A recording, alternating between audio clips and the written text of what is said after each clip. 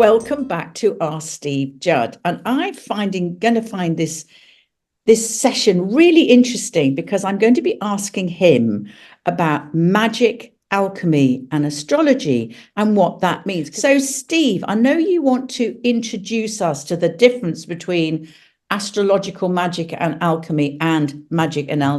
So I'm going to hand it over to you. Okay, I just want to clarify a couple of points before we delve into astrological magic, because that's the main theme that we're here for. We're astrologers and we're talking about magic, right? First of all, alchemy is so much more than magic. Any word in the English language that begins with AL comes from the Moorish influence from the north coast of Africa between about 600 AD to 1100 AD. And it is the Moors who not only gave us the telescope, but they invented words like alcohol, algebra, alchemy. And of course, it's from alchemy we get chemistry. Yeah. So any word that begins with L has a Moorish etymology. I belong to a online academic group. I'm a lurker, not a practitioner, called the Journal for the Academic Study of Magic, JASM. These are academics who study practitioners and study the practice of magic. They are not practitioners. I am not a practitioner, although I know certain minor techniques. I would like to introduce to listeners, for those of you who wish to study the basic forms of magic, I would suggest that firstly, especially if you're in the UK, as many of you are, that you procure this wonderful book, The Book of English Magic by Philip Carr-Gomm. Oh, he's wonderful. And it's a history, and Richard Haygate, it's a history of how magic has been used in England over the last 1,000 or so years, and it'll give you a solid basis in it, and it will dispel many of the illusions and myths around the use of magic in England. And this is English magic, not Scottish, Welsh, or Irish. But I would also suggest that for those of you that are interested in exploring the intricacies of this a bit more, especially in terms of the etymology and the language used, that you can buy a very thick book on all the different languages, or you can buy the abridged version, which is this. Right, that looks it's got a magical square on it. I love it. Yes, it's full of different types of magical script and alphabets. It's a guide to the alphabets and the symbols that have been used in magic throughout all different cultures over the last 2,000 years. And there's a lot of astrology in there.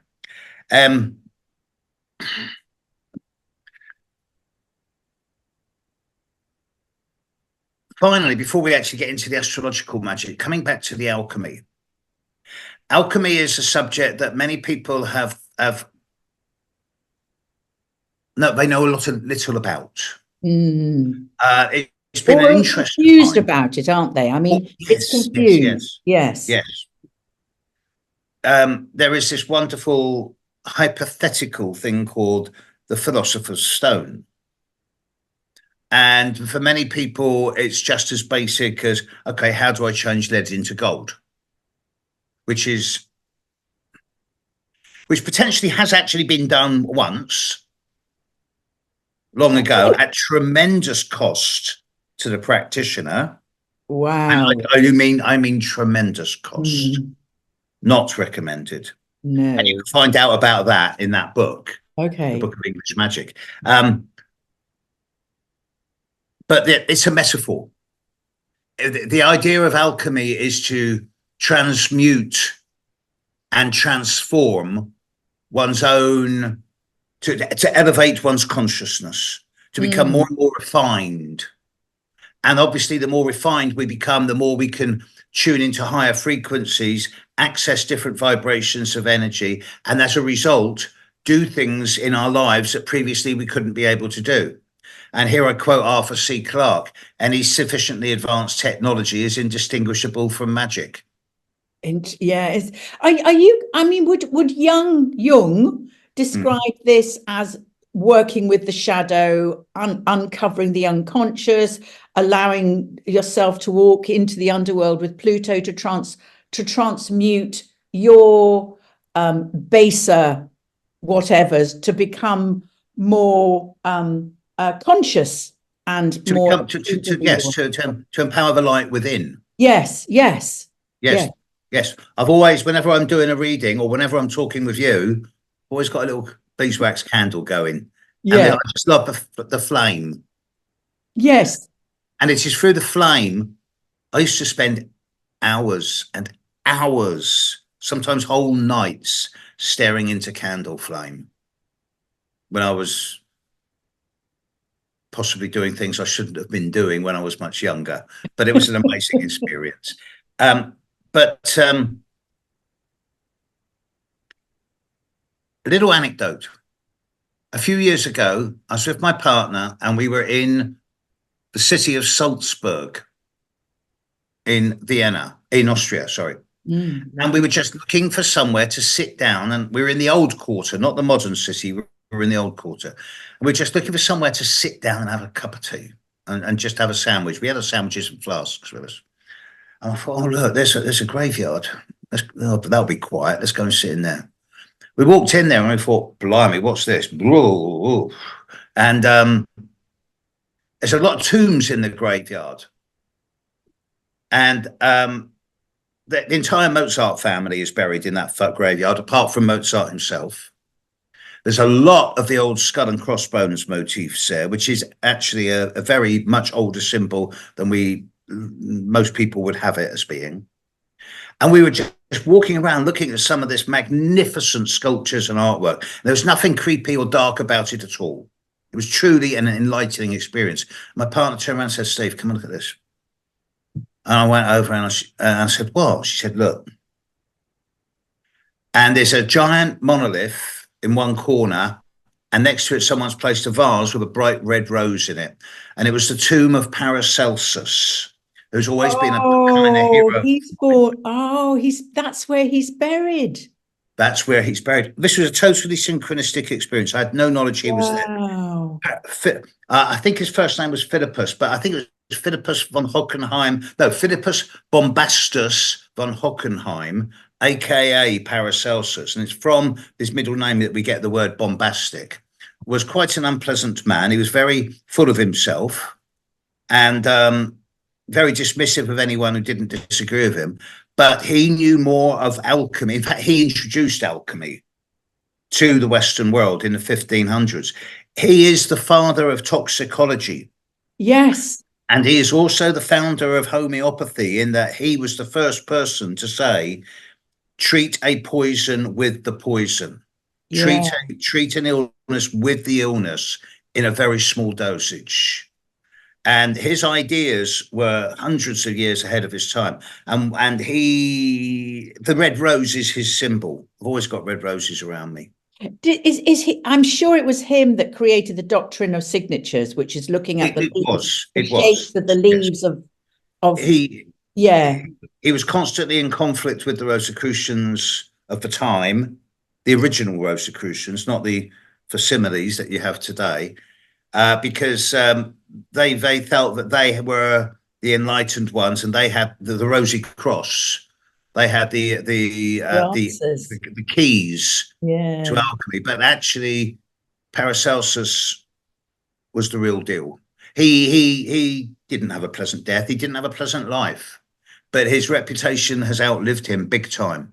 Do you think that's because he was really delving into the dark stuff, and maybe? I think he was certainly capable of evoking and invoking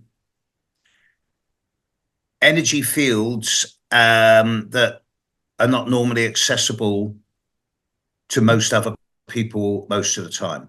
His contemporaries at that time in England were John Dee and Edmund Spencer, There's a lot of well-known stuff about Dee, but what's not Yes. well known is that towards the end of his life, he did turn to the dark, and he got together with this guy Edmund Spencer, and they really did a lot of work on scrying with using obsidian bowls, which is not recommended. Wow. And they I got in think touch. They did a just lot for of anybody who necromancy. just to explain what obsidian is to people that don't know what it is, Steve. Obsidian is a very dark stone Ah, that comes from the earth. yeah. It can be polished and shaped, and it is like it Well, is darker than jet. and it's very Plutonian in its It's nature. very Plutonian. Yeah.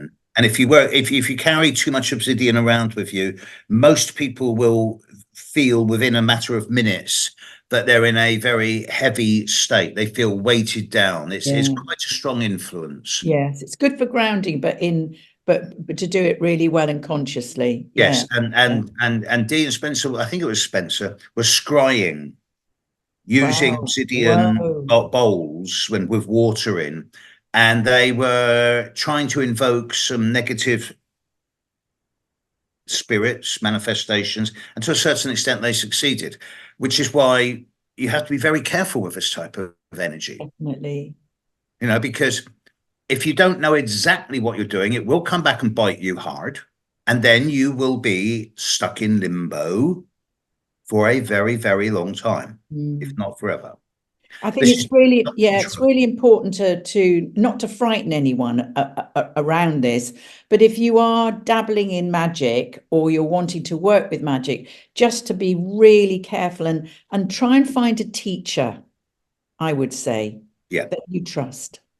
One step forward, thousand steps back. One step Absolutely. forward, Yeah. thousand steps back. Yeah. Always Yeah. very slow progression. Make sure you're thoroughly grounded in your knowledge and your roots at all times. Yes.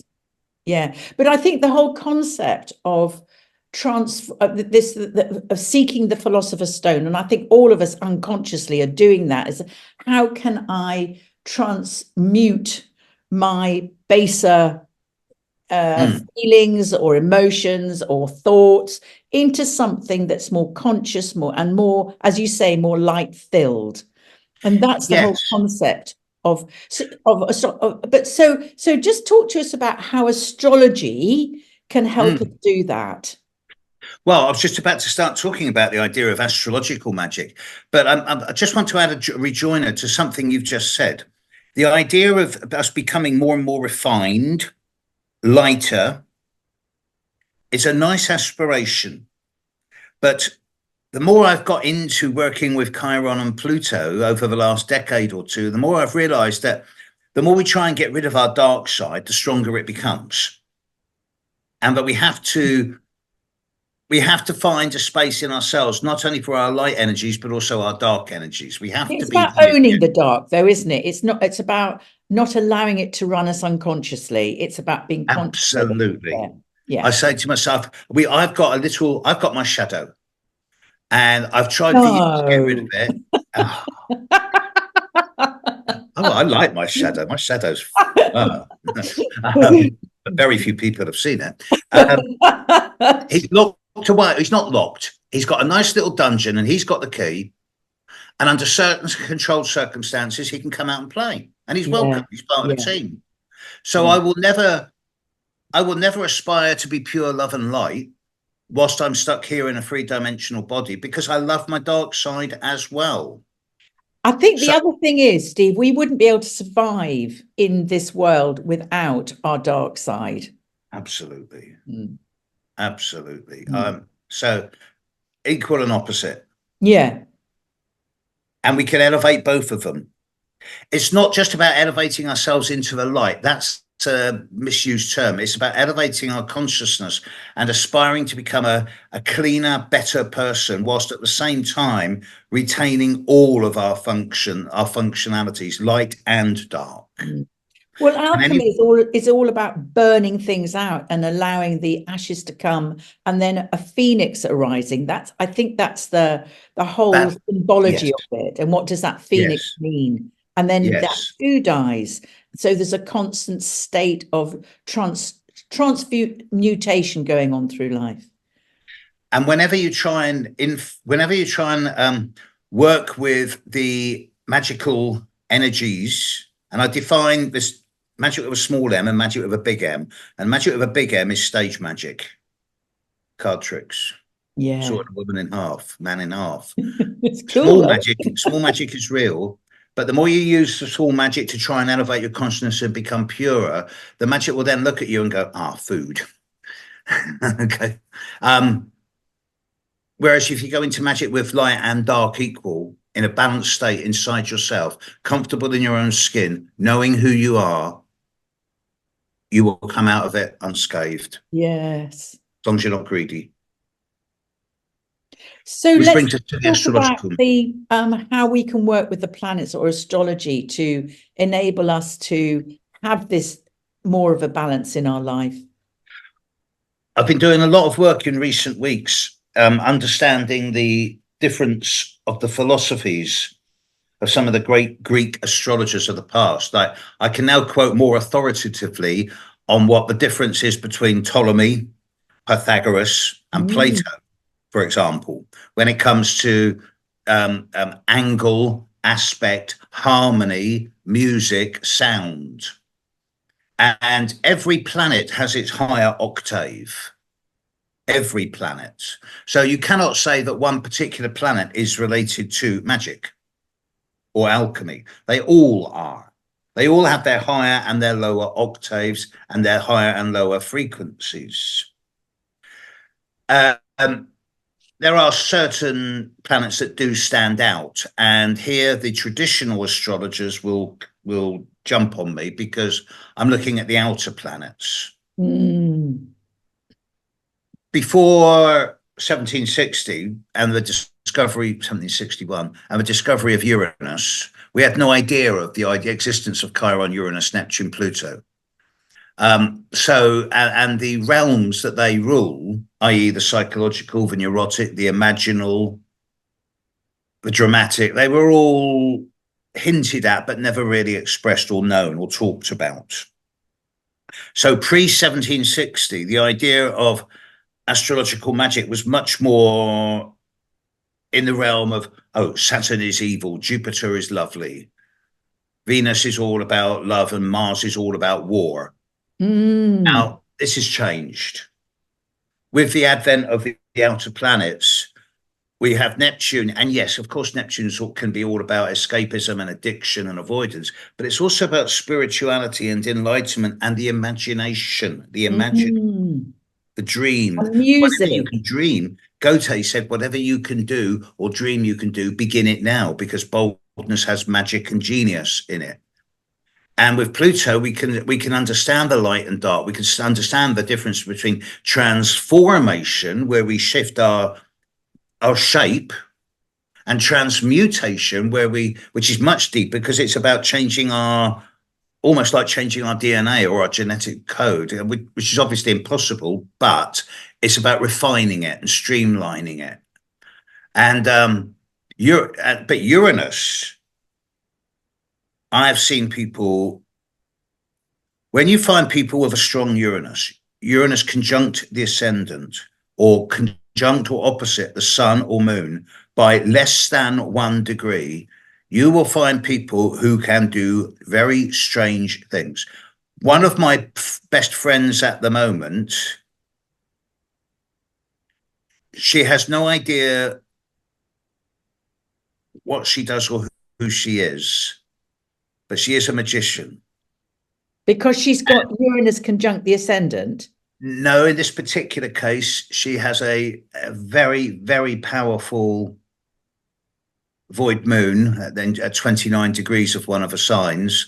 And she has an exact square between the sun and Neptune. But she can bend spoons in a way, and knives. Uri Geller stuff. Oh, no, much better than him. Oh, wow. Much better.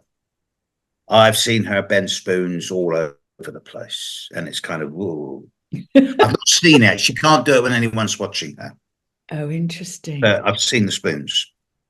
So, but this is it's not stage magic because she's not doing it for anyone else.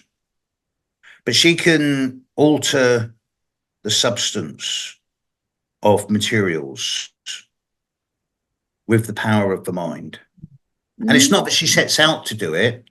She puts herself into a null space and allows herself to just flow and dance. Would you say that's the Neptune? I would. And the void moon. And the void moon. So talk to us about the void moon, because I find that really interesting. And magic. In a nutshell, a void moon, the moon changes sign every 2.5 days. Every 2.5 days, the moon will make an aspect to every planet in the sky. There comes a time between the last aspect the moon will make before it leaves a sign and the moment it leaves a sign. That gap can be as short as 2 minutes or as long as 24 hours, and it changes every 2.5 days. That is called a void moon. The moon is void something like 16 to 17% of the time over a 10-year period. So you would think that 16 to 17% of people would be born on a void moon, but it's only actually 2% of people are born on. Wow. And that's 29 degrees? It could be anywhere. It could be anywhere. For example, in recent times, when we've had Pluto at the very end of Capricorn and now Neptune at the end of Pisces, most void moons have been very short. But when you've got a lot of planets in the sky at the start of signs, then the moon will make a last aspect to something in the middle of a sign, and that's it. It's void then for 24 hours. Oh, okay. So it's not limited by degrees. However, 29 degrees of a sign, of any sign, yes, is somewhat, I'm not going to be derogative and use the word spooky, unusual. Yes. 29 degrees of every sign has a strange connotation, and some more than others. Yes. 29 Pisces, you've got a giant star, it begins with H, I can't remember it. 29 Sag, you've got Galactic Center. 29 Leo, you've got Perseus, the royal star. 29 Scorpio is just weird. 29 Taurus. 29 Taurus, you have the Pleiades. Yes, so it's kind of got knobs on then. Yeah, and it's more than planetary energy. Yes. Stellar energy. Stellar. Yeah, it's stellar. It's absolutely. And to lessee, to someone who doesn't know what they're actually doing or looking at, it could be indistinguishable from what they might term magic. Or they might be it might be so normal for them, but spooky things might happen and they'll go, why does it happen to me? And then everyone else will be going, he's a witch, she's spooky. Yeah, or they're weirdos. Yeah. That's why it's really important to get your chart done so that you understand what you're working with. When you see, there are certain, especially with Uranus, with the sun, moon, or ascendant, these are people who can actively channel electrical energy. They carry so much static. And, people will brush up against them and they go, oh.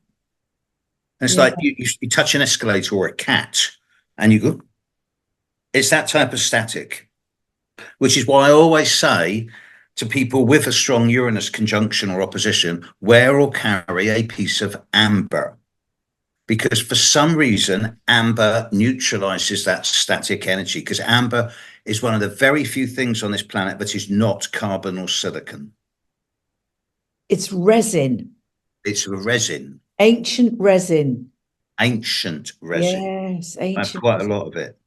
I wonder also, with a very strong Uranus, is this sense of having incredibly sharp downloads, because it is a higher.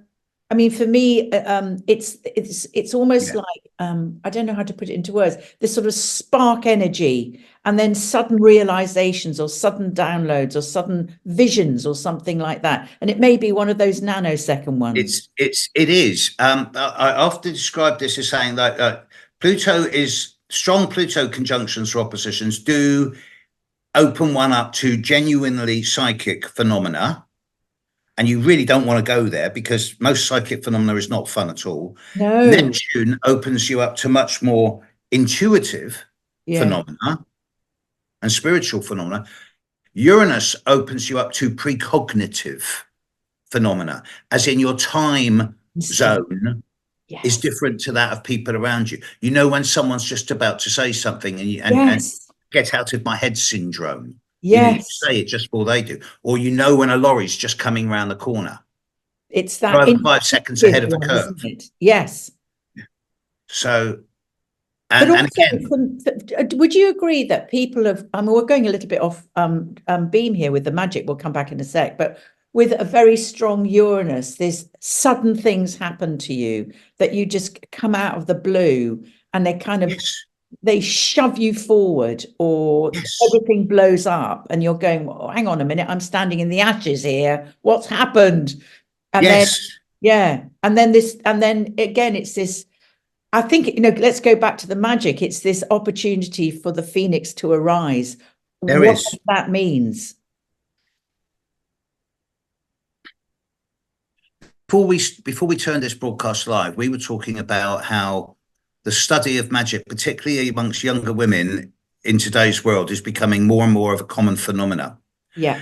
And I am a little cautious around this because I have to say, what is people's motives? What is the reason for wanting to learn this? What is the reason for wanting to study magic?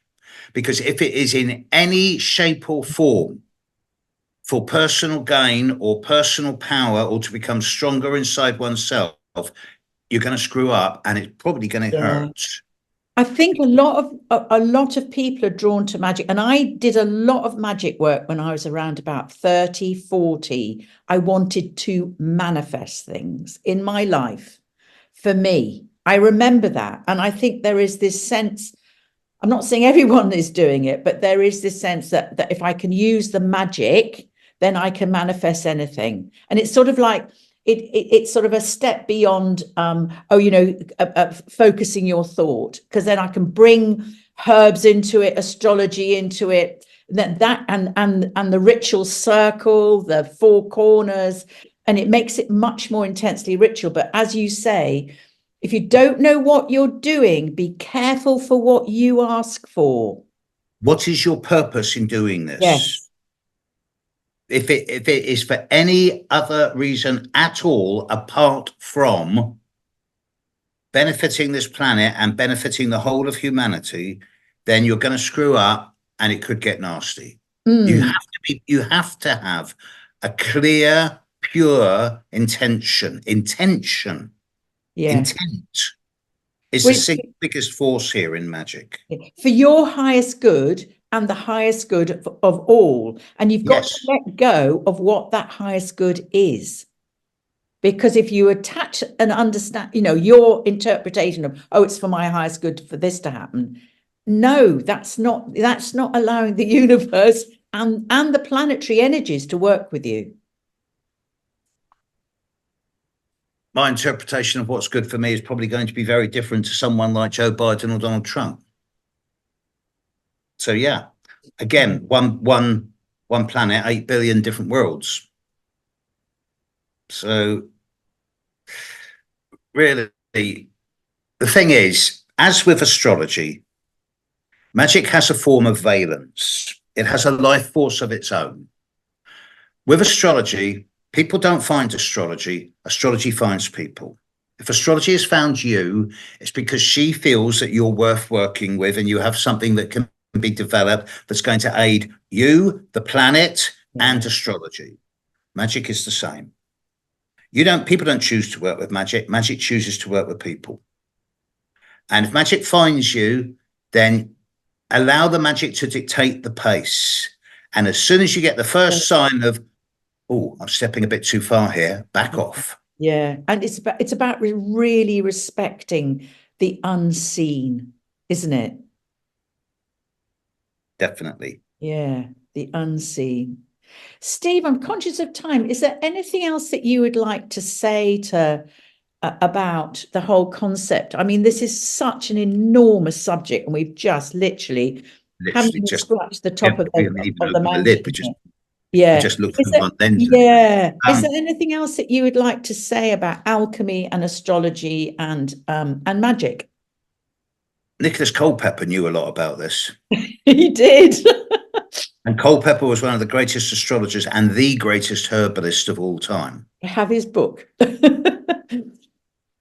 And this sounds very patronizing, but go and find yourself an old lady or an old man who's been looking at this for 30 or 40 years. That doesn't mean they know more than you, but they've got more experience than you. So they'll be wiser than you. So they'll guide you not in what to do, but in what not to do. Yes. And that's always a good start. It's a very good start. Yes. Yeah. And just take care of your souls, take care of yourselves, Yes. take care of your desires, and make sure that, as Steve says, that they're coming from a place of growth rather than the place of I want. Don't negate your dark side, but work with it as part of the team. Don't strive towards the light, but keep the dark with you as a companion also. And you won't go wrong. I think that's a great place to end. Well, thank you again, Steve. Loved this conversation. There's so much more. Yeah, really good one. And we'll see everyone next time.